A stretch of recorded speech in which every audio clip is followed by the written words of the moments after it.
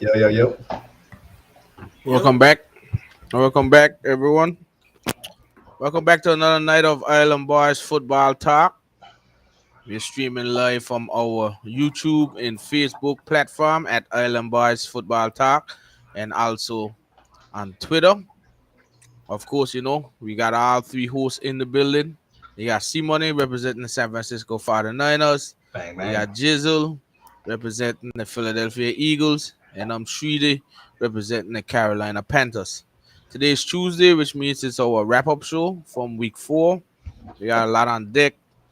Everyone got a chance to diagnose their game. So we got our final say on 3 weeks. We also have our 3 for 3, 3 questions, 3 answers, our game balls and garbage bags, and our weekly picks that we usually do. So a lot on hand.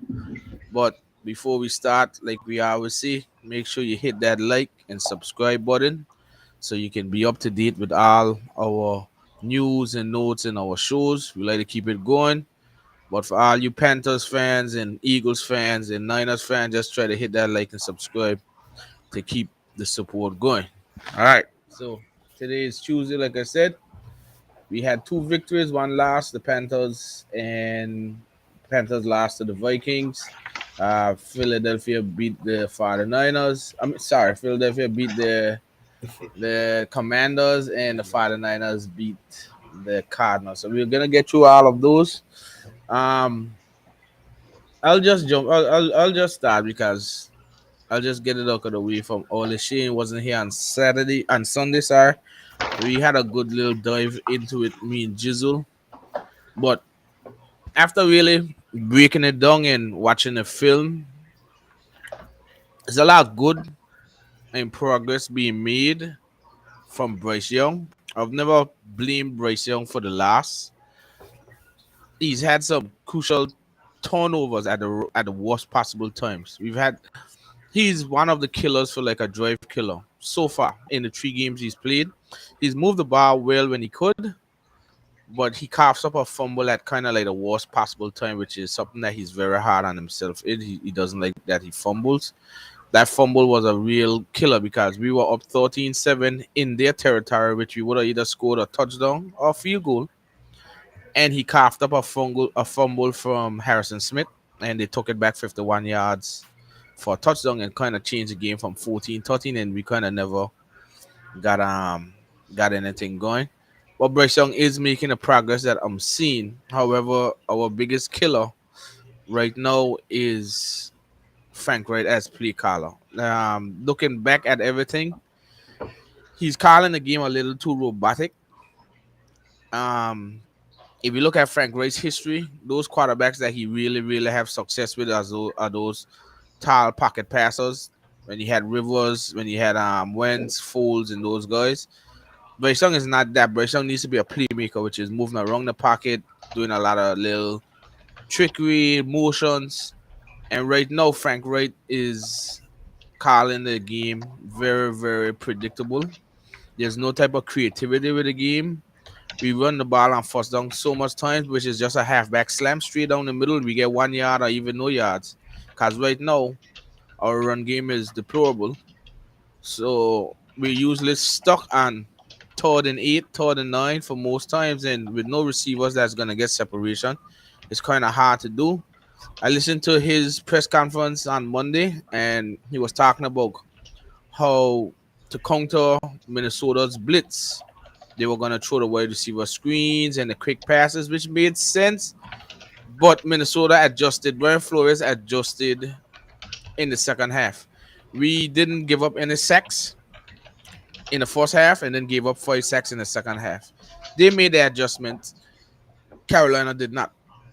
And it goes back to Frank Wright as the play caller. He's just not calling a game that's utilizing Bryce Young's strengths. Again, Thielen had a really good game. Terrace Marshall did okay. DJ Chark is by no means getting involved like he should. We took one big down the field through, and the one time we did it, the guy got called for pass interference, and then we just didn't do it. It looked like every time Brian Flores hit the double A gap blitz look, Frank Wright was nervous of Bryce Young getting hit or something, so he called the fast play. But for if you watch this film, most of them, the linebackers didn't come. The blitz came off the edge from Harrison Smith. Harrison Smith got three sacks. So they were confusing. I don't want to say confusing Bryce Young. They were actually confusing Frank Wright based on what he was calling. And another thing I'm seeing is I think Bryce Young, he's a very good processor of the game, but I think he's trying to do too much processing of the game because every time he hit the ball, there's 2 seconds or 1 second left. We can't do that. I think he's taking in too much information watching the field, and he just needs to be a little bit more free. He's made some really good throws compared to what we have. The Panthers are looking for wide receiver help. I know this offseason they're going to put in a big amount of investment into the playmakers for Bryce Young, but this year you have to get through the year in terms of progression for Bryce Young. But I am seeing good stuff. I'm not going to blame Bryce Young for anything because he is doing his part. The line isn't helping him. The wide receivers isn't helping him. The defense, as I was telling Jizzle, on the other hand, is helping him. The defense only gave up 14 points again. So the defense gave up, I think, 16 points against the Saints, 14 points, 10 points against the Falcons, and then 14 points again against the Vikings. The offense, our offense 21, only 21 points. no. Remember, it was a fumble six, Oh, so it's 14 points they gave up. So the offense had our offense only mustered 6 points. Our offense gave their defense 7 points because the fumble six, and then our defense scored seven on a pick six. So we scored 13 points. Seven came from the defense, six came from the offense. You're not gonna win a football game like that. Fortunately, it doesn't get any easier. Detroit is next, and then Miami, and then we have a boy. I think after the boy, you'll see a different Panthers team. One thing I was listening to from our analyst today, he did say that because there's so much turnaround with that team in terms of brand new coaches and systems, you have three different types of players on the teams. You got rookies that are coming in that are trying to learn the system.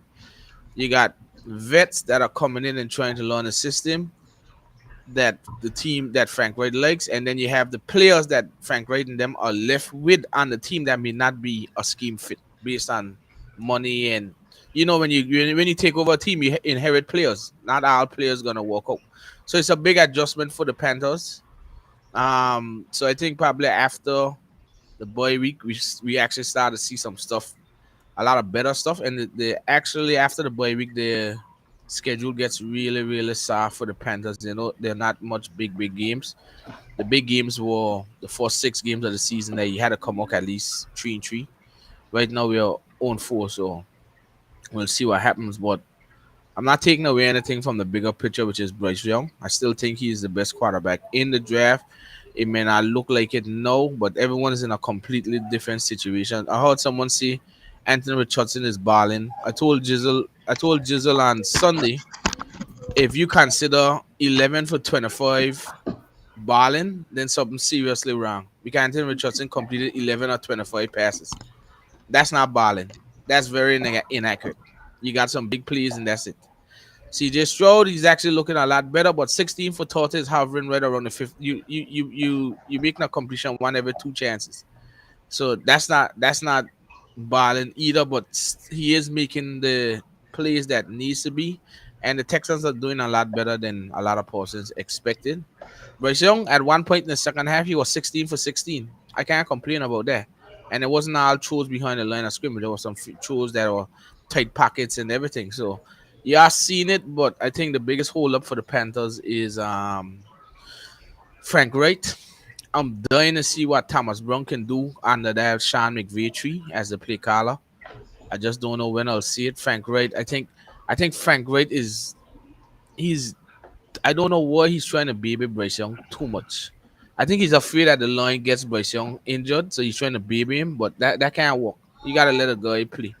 Let a guy play what he used. Leave him do what he used to do in Alabama, but I don't know if he's gonna let him do that. I don't know. But Frank Wright to me is my biggest issue right now. He just needs to be the head coach and be the head coach and not the head coach and play caller. But I think there's going to be some significant changes coming up for the Panthers, and we're just going to see what happens once it once we progress through the season. My 10-7 record is actually down the drain. I can't see us going 10-7 again. I do believe we can win some games later down in the You season, can't but want to run, but Anna? I don't think so. We right now we got six starting. We got about 5 or 6 starting defensive players on injury reserve. Even though Evera Jero is doing as much as he could to keep the defense together, those will eventually come back to haunt you. And the offense, I do think that we will get better offense.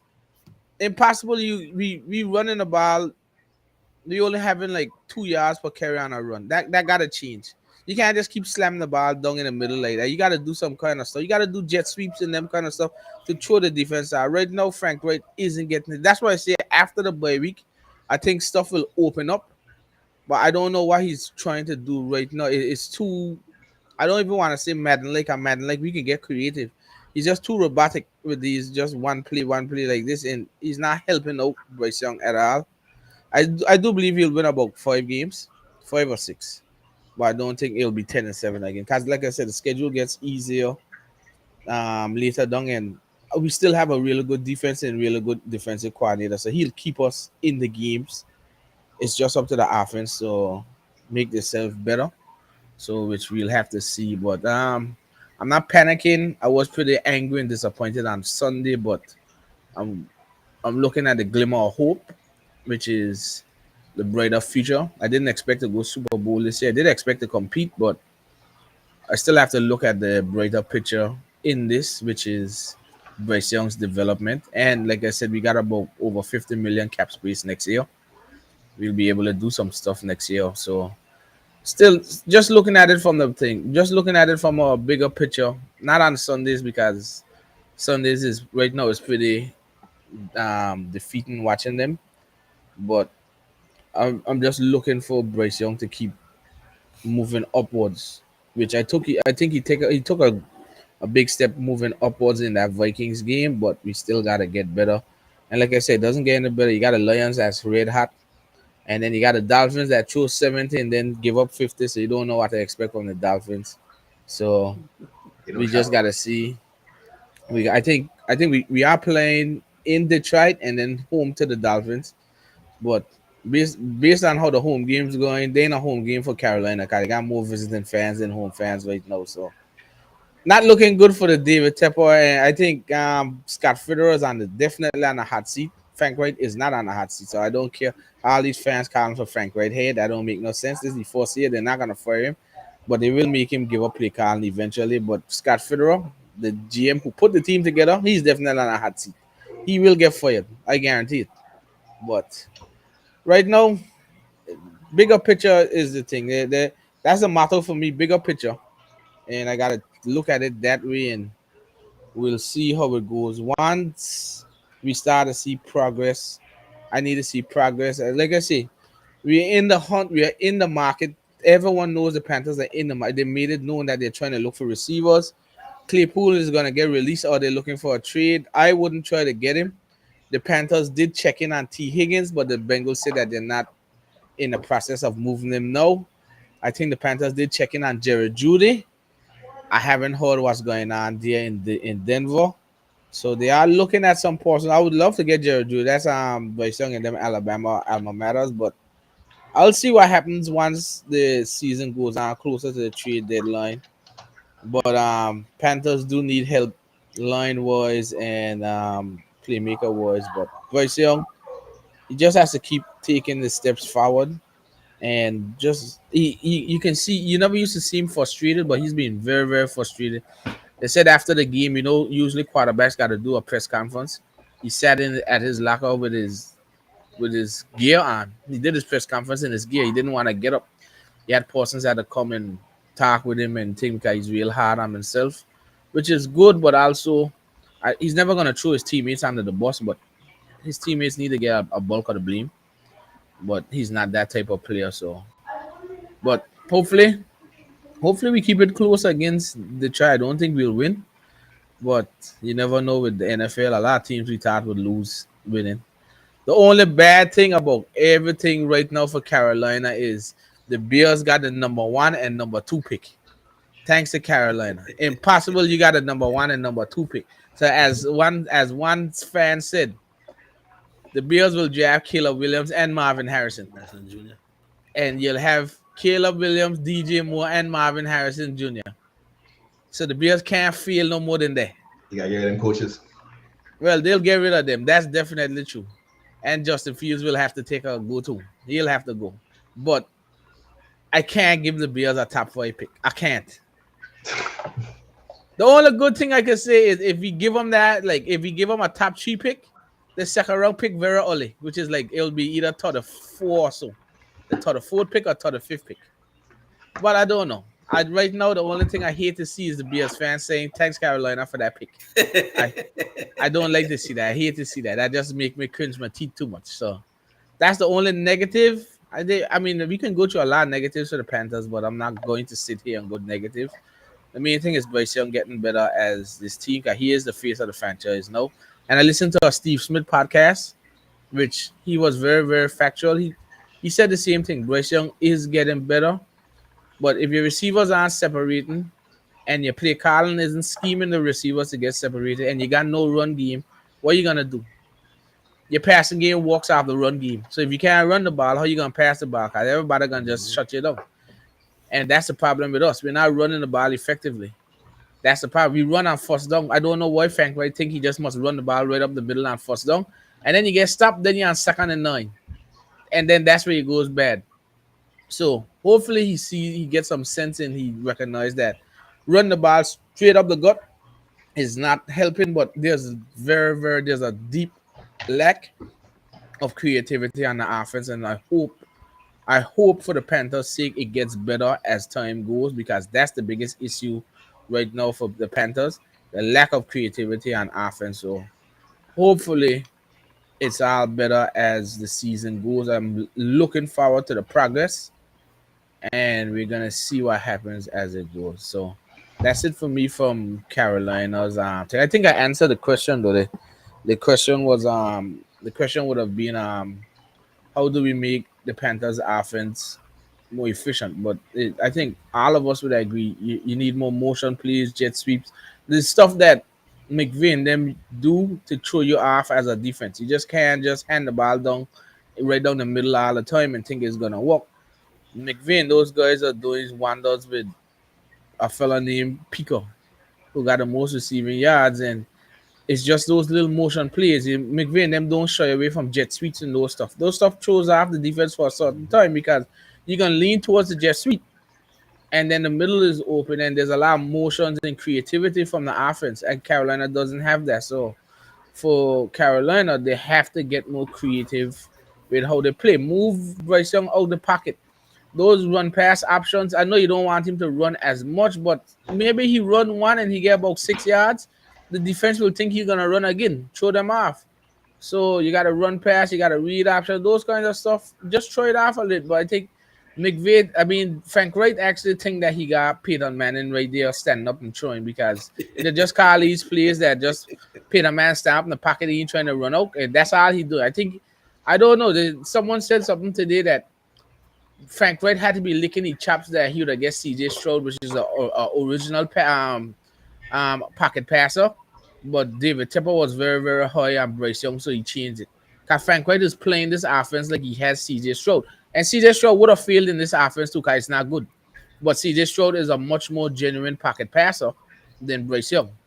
So I think that's the issue. And we have a young offensive coordinator that learned under McVay. We definitely need to get him going as a play caller. But only time will tell. That's my main thing about all of this. Only time will tell you. We own 4. You can only go up from own 4. You can't get no worse. If you get no worse, you gotta be really, really bad to get worse. So right now, Can't play the Giants. the Giants is They at got a win. the Giants is very bad. Don't get me started about the Bears. The Bears even worse right now too. At least the Bears put up 30 something points, but even though them give it back up after, but right now it's not looking good. I saw the power ranking. The Bears is at 32, the Panthers at 31, the Raiders at 30. So I don't know. how we looking. But I think we have some good foundational pieces on the team, but we have to build off of it. This year was not going to be the year. I kind of overestimated my hype, probably a year too early. Me too. So I'll admit that I went with the hype of everything, but I as a fan I need to be more humble and I actually see you should know that these stuff you're a young team, not a veteran team, and you are gonna be prone to this tough season after a thing. If you look back at the stats, a lot of first year quarterbacks haven't had success. Peyton, Stafford, Philip Rivers, a lot of those guys don't have it on the first year, but they turned out to be Pro Bowl, All Pro, and Hall of Famers. But the first year used to be pretty not good. So I'm not gonna go into no panic. I'm just gonna take it one game at a time and see how we progress. So that's it from me for the Panthers, and then we just look forward to the Detroit on Sunday. We leave Shane one last because Shane one's at 4:25. But Jizzle, we get your last word in on fill in then, and then I'll give you the question. Pretty much is the same thing that was said before on the show on Sunday. Tough game against the Commanders. Defense didn't show up. Kind of reason being is the fact that you had a couple of injuries. You didn't have the Sydney Bronx. You didn't have the Jerry Evans, the two safeties. You think Trim Edwards had to start in. You don't have Avante Maddox as a slot corner, so you're kind of struggling at the slot corner position, which means that Josh Jobe has to step in as an outside corner. You have to move Bradbury in as an inside corner, which is his strong suit. So it's kind of difficult there a little bit. But at times, kind of wish Sean. I mean, he caught a couple blitzes. He does that at times. But sometimes, like I said before in the last show on Sunday, you're playing against a rookie quarterback. You can't allow him to get too comfortable. And in that game, Sam Howell was able to get comfortable and he was able to drive down the field. Had a good few drives. Score a couple touchdowns. They had a few bars bounced their way. There was an interception there was a ball that could have been intercepted, but it bounced off Edmonds' hands, the safety. There was a ball that was fumbled in the end zone. Could have got it, but Terry McLaren somehow found it, picked it up, and there goes a touchdown too. So I guess the ball didn't bounce in our favor. Also, we didn't do too good on penalties. We had 11 penalties for 80 yards. The Commanders had 7 penalties for 41 yards. So that's somewhat of a lose-lose situation in a game like that. The good thing is our passing game was dominant. Jalen Hurts looked at the Jalen Hurts of 2022, but like I said before, we still have to see a little bit more. There's a whole lot of season going on. At times we still forgot to get it. We still got away from the run the game again. There was a series in the first half during the first quarter where the game was tied 7-7. Instead of us running the football, imposing our will on the defense, we went again with throwing the football again. And that's what I'm saying. That's why I said earlier I'm giving Brian Johnson 6 weeks to figure it out. The passing game was working, but let's get the run game going. Let's not forget about the run game. The run game is where we dominate on the field. That's where we dominate in the trenches on the offense with our offensive line. Yes, I understand that Jalen Hurts was making some accurate throws. He was making his reads. He was pretty much on fire in that game. AJ Brown was dominating in that game. I understand that you were going against a rookie cornerback. But sometimes, let's not forget about the run game. There was another play in I think it was the third quarter. It was 13-11. Instead of you giving that ball to DeAndre Swift, who's a much more explosive runner, much more decisive runner, the runner that understands how to hit the holes, and a runner who's also patient too. Instead of you give it to him, you give it to Kenneth Gainwell. So guess what happened on 2011? He picked up 2 yards, gets tackled, and fumbles. Luckily, Lane Johnson got it back. But a play like that, Daniel Swift probably would have been able to pick up maybe 6 to 8 yards. Then you are fourth manageable, and you can decide whether you're gonna go for it, or maybe you're probably in field goal range. You kick the field goal. So is decision making like that he has to get used to. So I think he's still getting his feet wet. Um, we still need to find ways how to get that Dallas Goedert involved, attacking in the middle of the field. I think right now he only has a couple catches for 62 yards. Yes, AJ Brown is Ballon doing his thing, but let's not forget the tight end at times. He can dominate games too as well. So it's just little things like that we need to incorporate in on the team in offense and defense too as well. Defensive line, like I said before, the blitz decided to call a few blitzes, some timely blitzes too as well. That was good. He called a blitz. I think it was when the game went to overtime. That he was able to get the ball out of Sam Howell hands. That was good. But then again, there was the play before overtime where you allowed Sam Howell to drive down the field and score a touchdown. That also was to AJ Brown being undisciplined. He got a touchdown after going mouth to mouth with Majarin or arguing with the player. Got a touchdown. Instead of taking the ball and giving it to the referee, he took the ball and put it in a defender's lap. So, you know what I mean? Just be disciplined. Because then after that, what happens? You get the penalty unsportsmanlike conduct, which means that instead of you starting, you kicking off, kicking the ball out the end zone, getting the ball at 25-yard line. The team started at 35.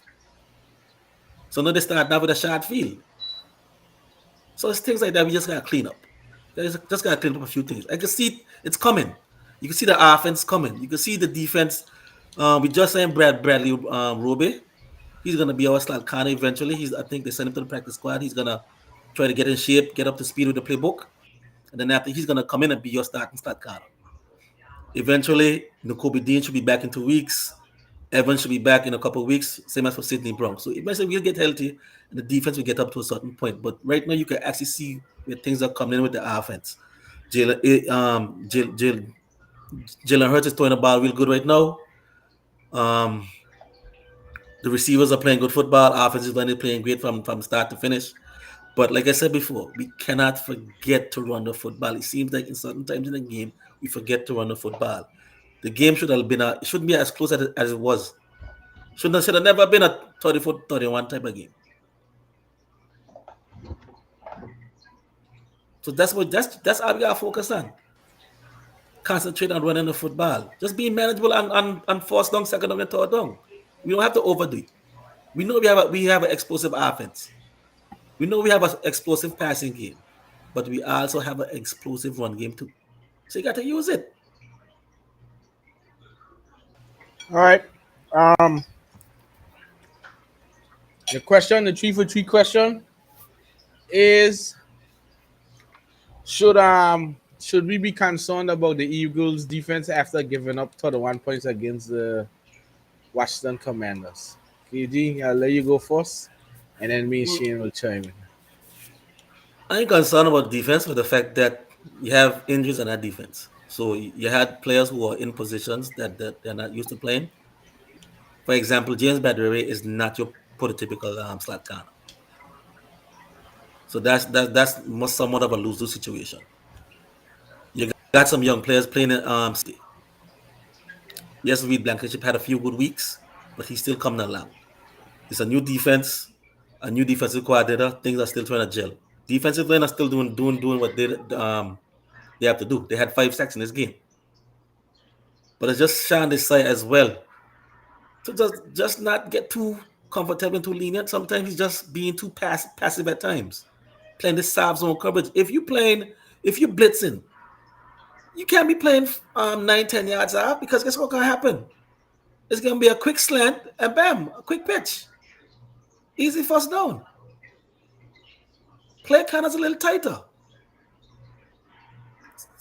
Sometimes you have to try to knock out the timing of the receivers. That way the quarterback doesn't have a chance to release that ball quicker. Give your defensive line a chance.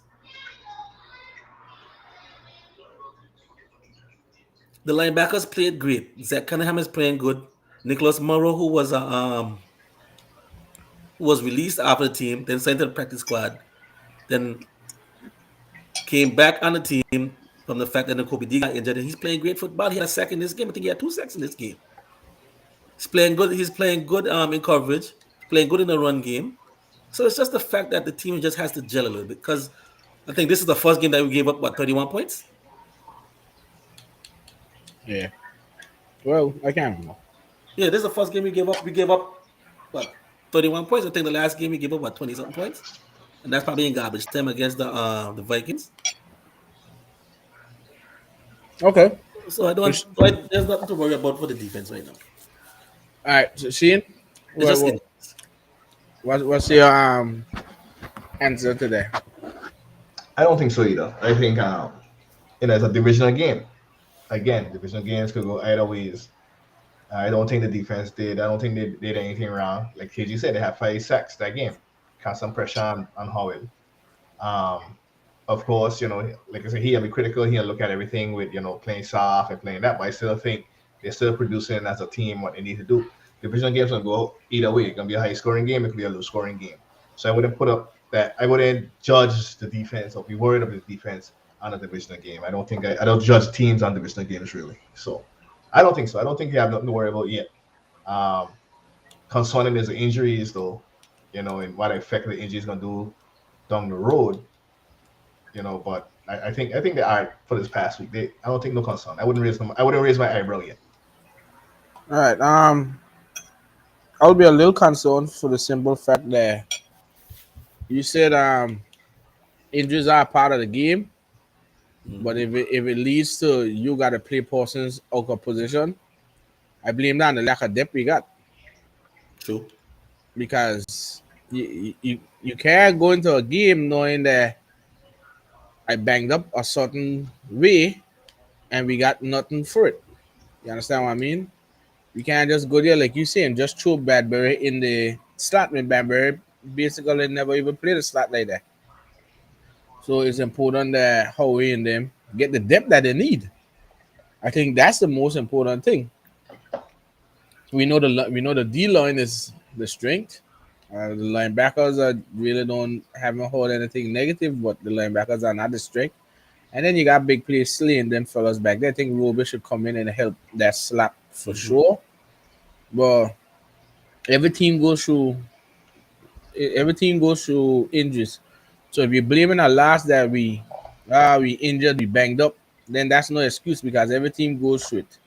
There ain't no team that gonna put out an injury report and they got people banged up for the week coming up. Exactly. So for the fact that we would say we lose a game because we ain't had another slot where we had to throw Bradbury in, that wouldn't be a legit excuse. That would be somebody would chew off your head for that by saying that. So I think my only concern is like you guys say the health of the defense.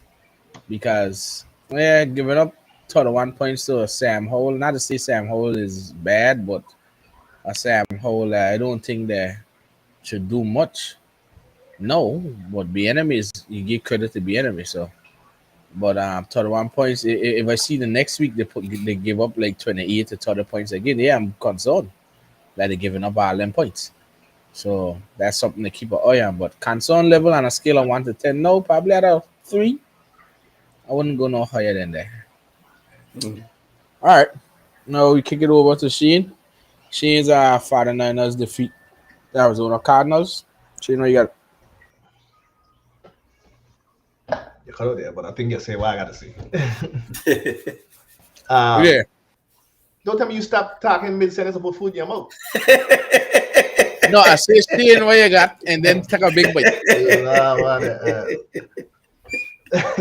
So, I mean, the game was good. I expected a little fight from the Cardinals for how they played and how they looked. We got a little bit of fight from them until they couldn't outlast us anymore. From an offensive standpoint for the finals, I think it was a complete dominant performance. Tory Purdy went for 28 out of 21, which is excellent. 283 yards passing and a touchdown.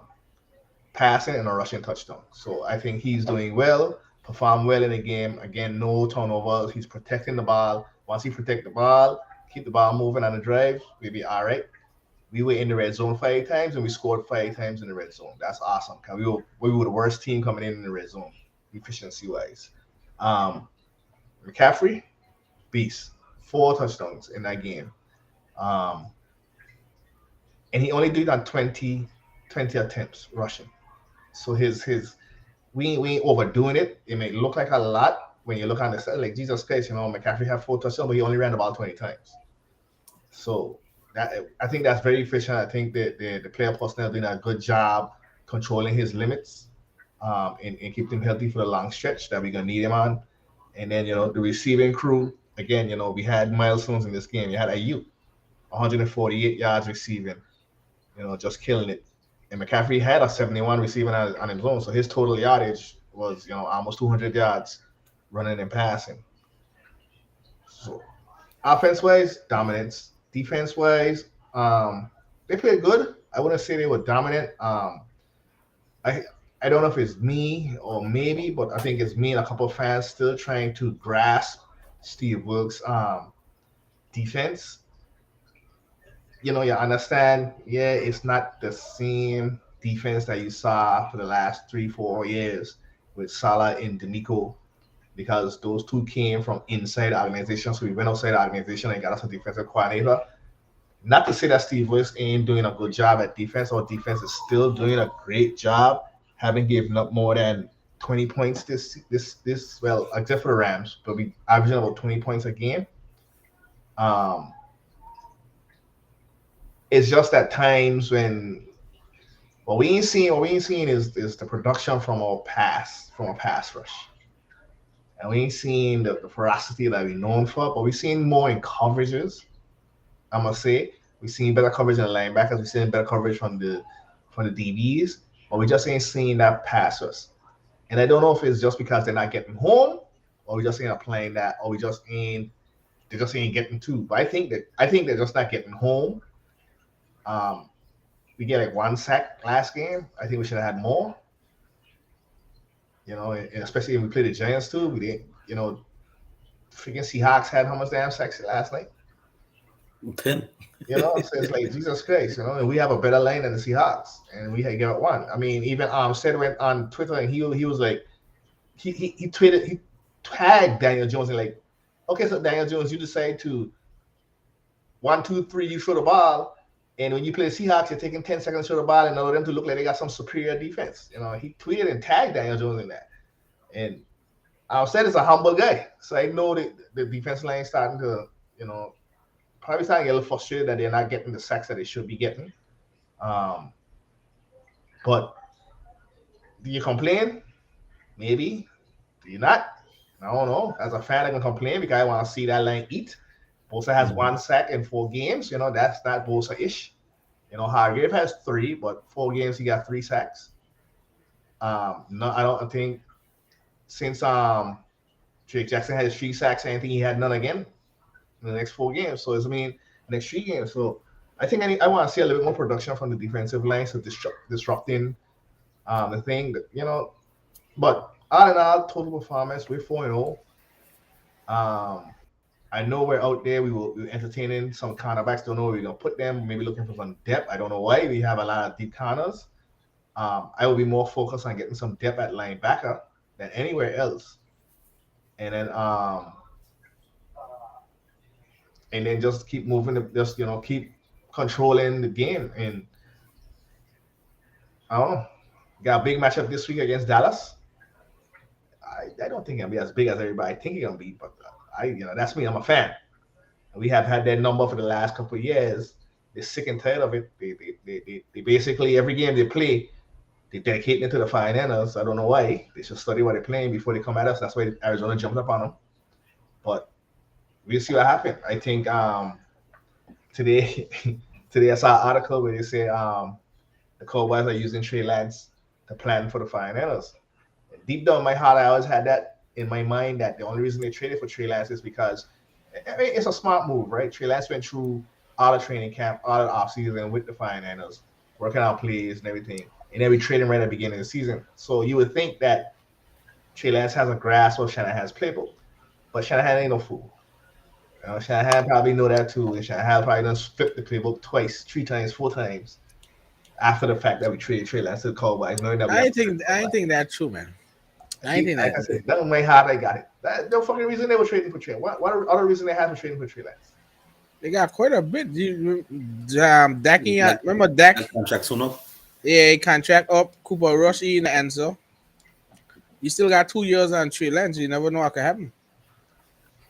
Oh. I don't think they just do it for the thing. I think that was what, like a 5th round pick, right? A fourth round. Fourth? Yeah, I think Jerry Jones are very desperate for at this age in the game. I think no. I think they actually do it for the simple fact that they ain't committed Dak long term yet. So if they go into the playoffs and they don't get nothing out of Dak, then you're gonna have to start looking at other alternatives to that. Maybe Dak can't take it. Trey Lance is a young, exciting prospect. He didn't work out well in San Fran, but that doesn't mean he can't work out at all. So leave him alone a year on the deck, and then you never know. See what happens next year. Basically. Or them cut him after this. After we beat them cut him. I don't know. We'll see. That's my rumor mill. But other than that, I mean, dominant performance by the Niners. Win as expected. Outstanding performance by Purdy and McCaffrey, and the defense held it down. Hold the Cardinals to 16 points.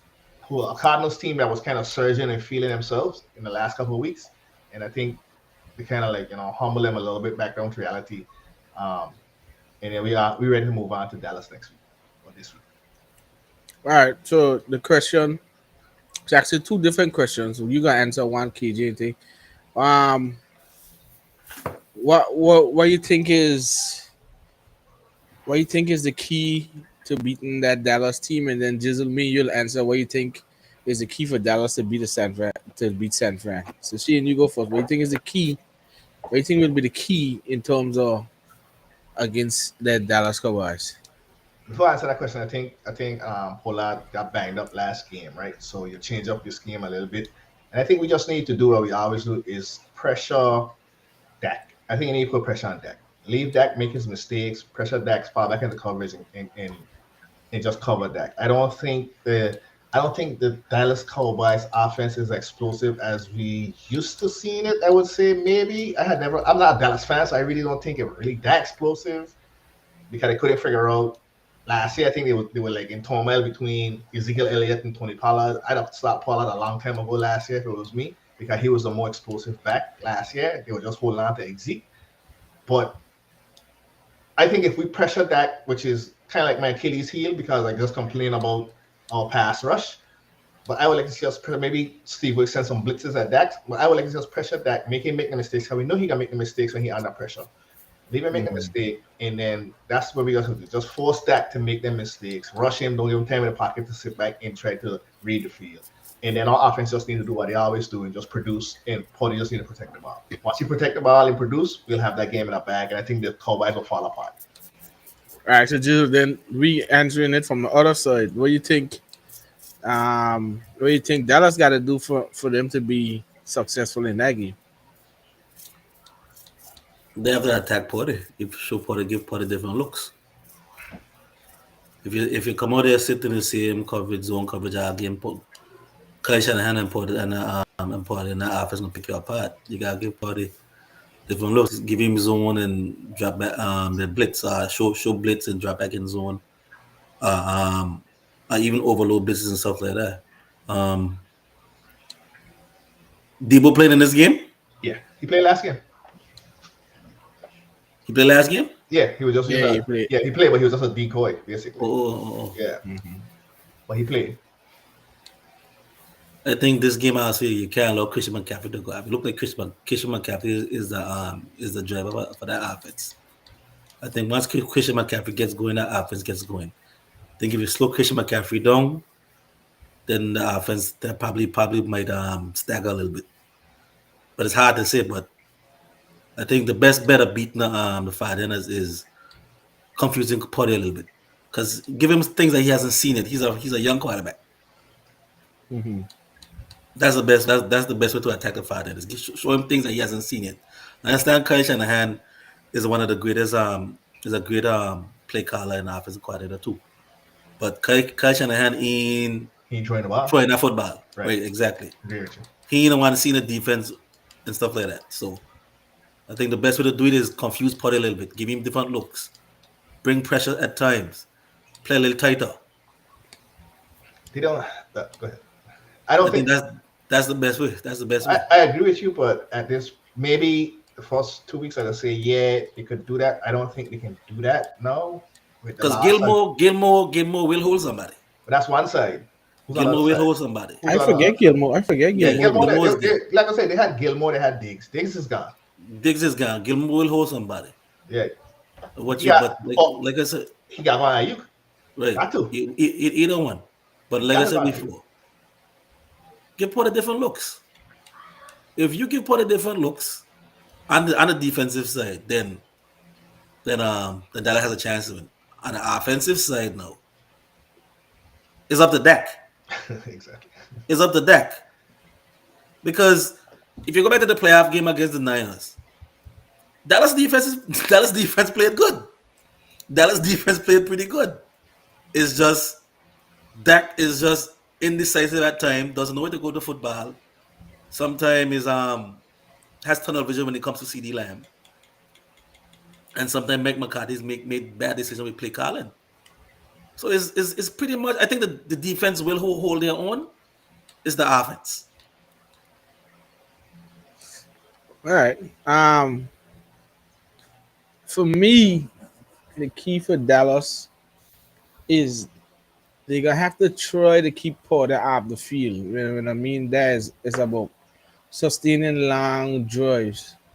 That's the only way Dallas gonna have a chance because the more three notes you give, the more you're gonna have to actually play catch up. Right. So for them, they need to sustain some long drives to keep San Fran's offense off the field. If they can sustain long drives and come away with some points for it, then it puts pressure on San Fran to score. The thing is, if you go these 4 5 play drives, then you ain't and you got a punt. San Fran can probably get good field position and then they score in one time. Now, if you can keep them off of the field and hold these long drives, you're doing two things. One, you're keeping the San Fran high-powered offense off the field, and two, you tiring out the defense. That's the only way Dallas got a chance to stay in this game by tiring out that defense. Not to say tire them out, but just keep wearing them down from the long drives, and two, keep San Fran offense off the field. Kellen Moore in there, so I think Mike McCarthy calling the plays. Mike McCarthy gonna have to orchestrate some good plays that you just keep it balanced, run and pass. You still gotta keep it balanced, but if they got a chance to win, is because they sustaining time of possession on the clock. If they don't have time of possession on that clock, then they ain't gonna win. Cause I guarantee it. When we look at that game after and we look at time of possession and Dallas lose, they barely had time of possession on that bar.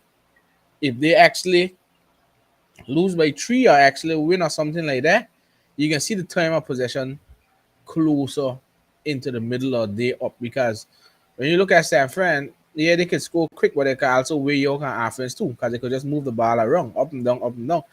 One thing we talk about on the show already, Porter don't really have to throw the ball deep. You just keep moving around to your playmakers. You know what they're gonna do? We okay defense and just like long drives.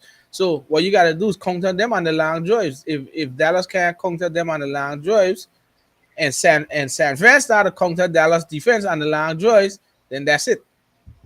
Because you hoping Dallas can defense could somehow stay close to San Fran's offense, but they won't do it because if they're on the field for a long, long time. If they're on the field for a long time, they will get worn out.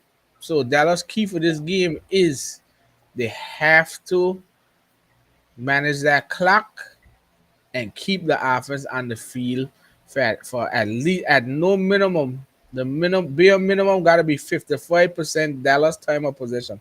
If it's not there, they definitely lose. If Dallas ever win this game with under 50% time of possession, that means San Fran just throw away the game. But for Dallas to actually win that game, they have to have at least 55% time of possession and upwards. That's the only way Dallas can get a victory in this game. Two things was funny that you say was one is McCarthy calling the plays. That's to me that's a dead case right there. Second thing is say funny is the possession, time possession. And I give the Cardinals credit. The Cardinals are the first team this season to have more possession time than the 49ers, but they still lost. So they had possession 30 minutes and 56 seconds, and we only had possession 29 minutes and 14 seconds. But we were scoring fast. We scored 50. We scored 5 touchdowns. Also, too, we got to look at where you start your possession too. I think you guys had a lot of good shot field positions. Right. They were making a lot of mistakes, and their punter is trash. Exactly. That's another thing you got to key into is sometimes, well, two things. You guys go fast, and you got a shot field to work with. Arizona gonna have to think as they always got to play catch up because it's just going too fast.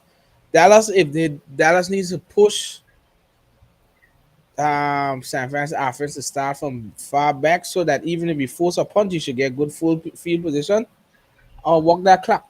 And you know, other way they're gonna win if they don't walk that clock.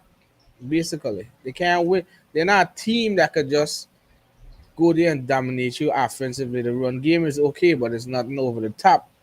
Outside of CeeDee Lamb, I don't know who else they got to do anything. So they have to. At this point, that offense is a team that has to manage the clock and keep it going. If not, they're in trouble. They're gonna be over before. They're gonna be over like Seattle and New York. So, them is stuff you gotta watch. If we go up by 2 touchdowns on Dak, that's it. I had to say that for the Chiefs and thing. What that changed? The Jets. Yeah. So, and Dak to be better than Zach. Dak better than Zach Wilson. So I know. But we'll see. All right. So that brings us to the conclusion of our 3 for 3 and our final awards for week 4. Now we get into our game balls and trash bags. So start with the trash bags. What you guys got? Let me go first. Yeah. The New York Giants. Whole damn team. Coaching dump. Trash. That is stinking up the joint. That was horrible. I can't show my partner Brian Dable under the bus. I got to show him under the bus. He looked horrible. Did you watch the game? Yeah, I saw. You see Gable over there messed up the laptops? Exactly. I seen him show Daniel Jones. What is you looking at here? And then flinging down the lap. He calling up. Something I heard somebody say today is there's some of them throws because Daniel Jones gets sacked so much. He actually throwing the ball before the road even developed. Cause he got to get it off, and he waiting for them to sink in. He out the door. Hey, I don't. What a give? He got a big contract. A big contract. He got a big contract. Yeah. 40 million, right? 40 million, something like 40 million thing, yeah. Look, 40 million. I think we thought he said. Look my big contract behind me. 40. 900K. Okay, Get that. Look at them. So, Dizzle, who's your trash bag? Miami Dolphins. Wow. Miami Dolphins. Wow. Yeah. You come out there with all this 70-point hype, putting up all these points, this explosive offense, and you go to the Buffalo Bills Stadium and only put up 20? Tyreek Hill only had 58 yards. Jalen Waddle played in this game. Yep. He only had 46 yards. Mm-hmm. So this was just pretty much I just had a Madden game and that was it. Where is it? Come back to reality. This is come back to us. You gotta come back to Jesus moment. Yeah. I was expecting a more high scoring and I didn't expect Buffalo to dominate you like that. Right. But Buffalo showed you who's king of the AFC East. So I just got update on my phone there. Wow. They said that's a big one, Casey. That's a big one. I just get update here to see Because the organization is all in on Bryce Young, they love the player and the person. They are not only looking to trade for a wide receiver, but they want a number one caliber guy. Oh, who don't think they're gonna get this time of the year? Where am I finding he from? Who upset? No, they're looking at one of them. You know what it is? They're looking at a team that are gonna suck like Denver and try to Judy? poach for Judy or something. That's probably a bit. Now you can get something. You probably get Judy. Judy's very unhappy right now in Denver. That's the best bet. You probably get Judy. Judy's your best bet. But also too, they can land T Higgins, but just not know in the off season because the Cincinnati ain't gonna pay T Higgins because you just pay Bowen, got pay Jamar Chase. They can't pay T Higgins too, and T Higgins already say what them offer me is very disrespectful, so they shut off negotiations. So they say we did call thing and they said probably sign and trade in the off season. They go for the two. You go for Judy and Higgins. But that's what I mean. I mean, now you can go for a trade, but T Higgins would be in the off season. Right. That's what I mean. So Judy you could get via trade, and T Higgins with all the cap space you got is via the off season. We got pay fucking you too. I know where we get this money from. Exactly. You gotta pay too. So the thing about it is they're trying to trade for somebody knows so you could develop something. The ideal, like you say, is a Jared Judy, and then you swing big for T. Imagine you get T Higgins and Judy. And a Thielen in your slot. And you're Thielen in your slot, and you leave Mingo develop the right way. Can't go wrong. Do your proper taking you out the door. Exactly. So we'll see. That just an update that pop up on my phone. But my trash bag. Matt Eberflus got to go. No, I ain't blaming the Bears. Okay, I'll tell you that Bears again. I'm blaming the Bears here, but just the head coach this time. You need to stop it. I need to watch these. He picked the Bears in 4 weeks shit. But the thing about it, I was picking the Bears because the offense was in shambles. Justin, we were here. Justin Fields shred the Broncos. He did. Up 28-0 and lose 31-28 all in the second half. Eberflus, you got some answers to get over here, and they ain't gonna look good. So the Bears, long-standing trash bag of the week is still going at 4 weeks straight. Because I think I picked the Bears for 4 straight weeks. So it ain't finished yet, Jizzle. So the Bears is dung house. Okay. So who are we going to on the game balls? Who you guys giving your game balls to? My game ball going to C-Mac. Yeah, I'm saying CMC. 4 touchdowns. Breaking records. Outstanding game. I think for this week he gave my game ball. All right, Jizzle, who you got? It was close enough. I almost went my buy. I was going to buy big Josh. I'm gonna give it to the Tennessee Titans and Derrick Henry. Farmer rushing king. They came out and they dominated the Cincinnati Bengals. From start to finish. Jump on a broken team. Exactly. Why not? Destroy them. Advantageous. That's his pick, so I can't tell him nothing about it. You know, nobody surprised me later. No, I actually got 2 people that could. I given it to a toy. I got two. Houston? CJ Stroud and the Houston DeMeco Ryans in the Houston Texans for destroying the Steelers like that. The offense ain't good, but to put up touchdown on the Steelers defense, that's one. And it can pain me to say this one, but they have to give this game ball to Big Baker Mayfield and what Tampa Bay went down to New Orleans to do. New Orleans has a rock solid defense, and to go there in the Voodoo Dome and win 26-9 is a big thing for Baker. A lot of confidence for Baker.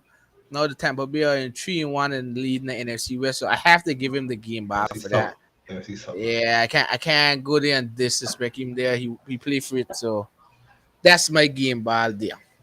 All right, so that brings us now to the pick'ems. We didn't check it on Sunday. I don't think we should check it on Sunday no more, because then you could tell who's gonna win on Sunday. So I went to Tuesday check it. I think I win again. Shane, pop these pick'ems up. I think I win again. I know I win because I just went a different way just to change out how the field work. All of us are close in our picks. So I know I had picked New England just to see everybody pick Cowboys, so I changed it up there. So we gotta see what the pick'em's like.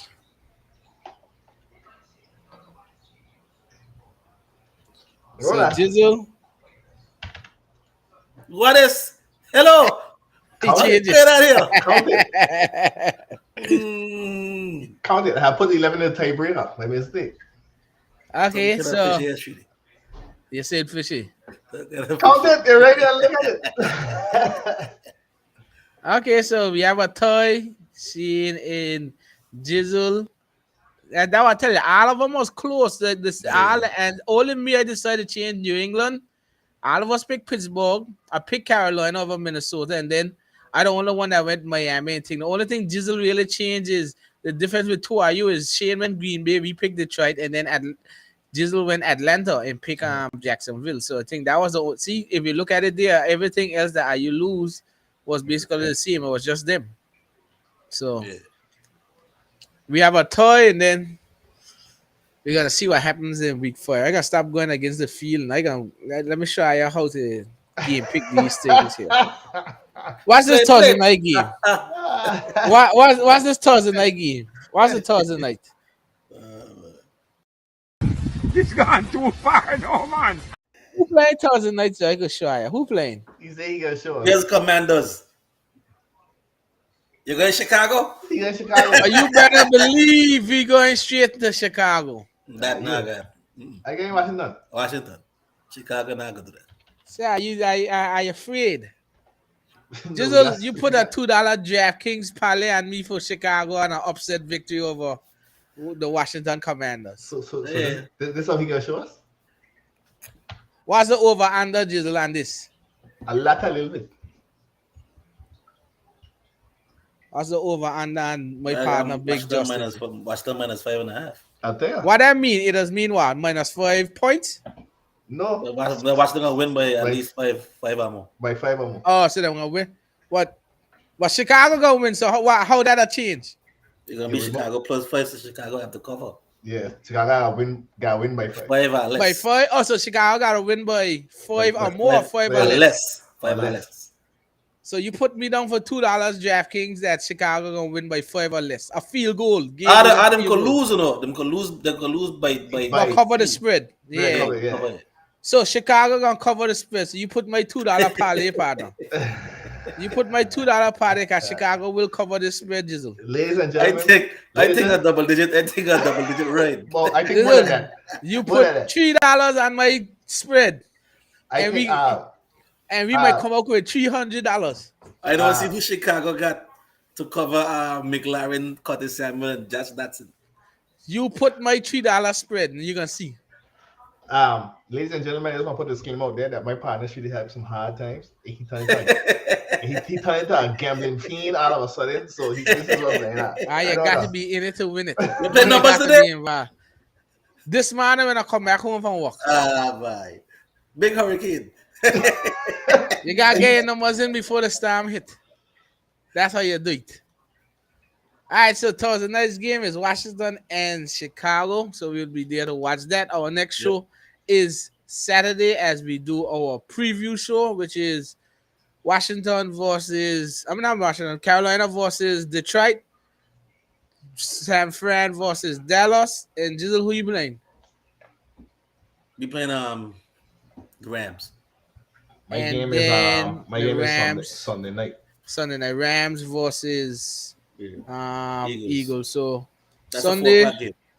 So mine's is at 1, Jizzle at 4, and then Shane's on Sunday night. So Sunday we'll get to talk about my own and Jizzle own, and then we'll talk about Shane's own on Tuesday. About this game. I'll be over there cussing. I want to dig out the Cowboys' eyes. You hear me? Dig them up. So we'll see how it goes, but that brings us to our end of our show. Like we said, like and subscribe to the page. You can always follow us on Facebook and Twitter. We'll give you all the up-to-date news on Twitter, and we'll post back the show on Twitter as well. And you can always DM us on Twitter if you ever want to join the show. But I don't think we got much more. There's no big injury news. I think Justin Hubbard has a fractured finger, so we'll have to see how that goes. Yeah, he's showing hand. I don't think he's showing hand. No, it's on the other hand, so Yeah. we'll see how it goes. But outside of that, that's it for me. I don't have anything else. You guys got anything else? I'm good. Nope, that's it. All right, so we're gonna see you guys on Saturday, 8 p.m. same time with our preview show. All right. Peace out. Peace.